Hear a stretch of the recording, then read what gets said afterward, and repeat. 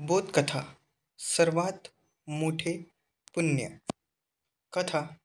एक राजा हा आपल्या प्रजेचा महान संरक्षक होता आणि त्याने नेहमी आपल्या लोकांच्या कल्याणासाठी काम केले. ते इतके कष्टाळू होते की त्यांनी आपले सर्व सुखसुविधा सोडून आपला सर्व काळ लोककल्याणात व्यतीत केला. त्याला मोक्षाच्या साधनासाठीही भागवत भजन वेळ मिळू शकला. एके दिवशी सकाळी राजा जंगलात फिरायला जात असताना त्याला एक देव दिसला. राजाने देवाला वाकून नमस्कार केला आणि देवाच्या हातात एक लांबलचक पुस्तक पाहून त्याला विचारले की महाराज, हे तुमच्या हातात काय आहे? देव म्हणाले, राजा, ही आमची खाती आहे ज्यात सर्व भजन करणाऱ्यांची नावे आहेत. राजा निराश भावाने म्हणाला, माझे नाव या पुस्तकात कुठे आहे की नाही ते एक वेळा पहा. देव महाराज पुस्तकाची पानं पानं उलटू लागले, पण राजाचं नाव कुठेच दिसत नव्हतं. देव काळजीत पडलेला पाहून राजा म्हणाला, महाराज, काळजी करू नका, तुमच्या शोधात काहीही कमी नाही. खरे तर भजन कीर्तनासाठी मला वेळ मिळत नाही हे माझे दुर्दैव आहे आणि म्हणूनच माझे नाव इथे नाही. त्या दिवशी राजाच्या मनात आत्मदोषाची भावना निर्माण झाली, परंतु असे असूनही त्याने त्याकडे दुर्लक्ष केले आणि पुन्हा परोपकाराच्या भावनेने दुसऱ्यांची सेवा करू लागला. काही दिवसांनी पुन्हा पहाटे जंगलात फिरायला गेला, तेव्हा त्याला तेच देव महाराज दिसले. यावेळीही त्याच्या हातात एक पुस्तक होते. हे पुस्तक रंग आणि आकारात खूप वेगळे होते आणि ते पहिल्या पुस्तकापेक्षा खूपच लहान होते. तेव्हा राजाने त्याला नमस्कार केला आणि विचारले, महाराज, आज तुम्ही कोणती खाती हातात धरून आहात? देव म्हणाले, राजा, आजच्या वही खात्यात लेजर मध्ये देवाला सर्वात प्रिय असलेल्यांची नावे लिहिली आहेत. राजा म्हणाला, किती भाग्यवान असतील ते लोक. तो रात्रंदिवस देवाची उपासना करण्यात तल्लीन झाला असावा.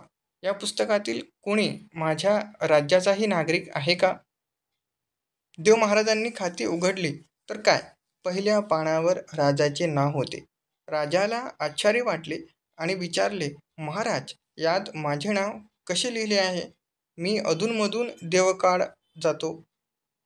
देव म्हणाले, राजा, यात नवल ते काय, जे निस्वार्थपणे जगाची सेवा करतात, जे जगाच्या हितासाठी आपल्या प्राणांची आहुती देतात.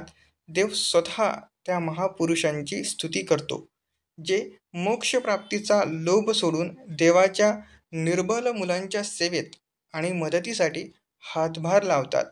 हे राजा, तुम्ही उपासना करत नाही याची खंत बाळगू नका. लोकांची सेवा करून तुम्ही प्रत्यक्ष देवाची पूजा करत आहात. परोपकार आणि निस्वार्थी जनसेवा ही कोणत्याही उपासनेपेक्षा श्रेष्ठ आहे. वेदांचे उदाहरण देताना देव म्हणाले, कुवर्ण वेह कर्मणि जिजीवेशत शतः समः एवं त्वयि नाथेतो निस्तन कर्म लिप्यते नरे. म्हणजे या जगात काम करत असतानाच माणसाला 100 वर्षे जगण्याची इच्छा असावी. हे मानव, तुमच्यासाठी फक्त एवढंच विधान आहे, याशिवाय दुसरा कोणताही प्रकार नाही. अशा प्रकारे केवळ काम करत असतानाच जगण्याची इच्छा बाळगून माणसाला कर्माचा लोभ होत नाही. राजन, देव नम्र आणि दयाळू आहे. त्यांना खुशामत आवडत नाही, पण आचरण आवडते. दान, परोपकार करणे हीच खरी भक्ती आहे. निराधारांचे कल्याण करा. अनाथ, विधवा, शेतकरी आणि गरिबांवर आज अत्याचारी अत्याचार करत आहेत. त्यांना शक्य तितकी मदत आणि सेवा करा आणि हीच परमभक्ती आहे. आज राजाला भगवंतांकडून मोठे ज्ञान प्राप्त झाले होते आणि आता राजाला सुद्धा समजले होते की दानापेक्षा मोठे काहीही नाही आणि जे दान परोपकार करतात ते देवाला सर्वात प्रिय असतात. बोध. मित्रांनो, जे लोक निस्वार्थपणे लोकांची सेवा करण्यासाठी पुढे येतात त्यांच्या कल्याणासाठी देव नेहमीच प्रयत्नशील असतो. आपल्या पूर्वजांनी सुद्धा म्हटले आहे, परोपकाराय पुण्याय भवती. म्हणजेच इतरांसाठी जगणे, इतरांची सेवा, उपासना किंवा पूजा मांडणे परोपकारासाठी आपले जीवन अर्थपूर्ण करणे हे सर्वात मोठे पुण्य आहे.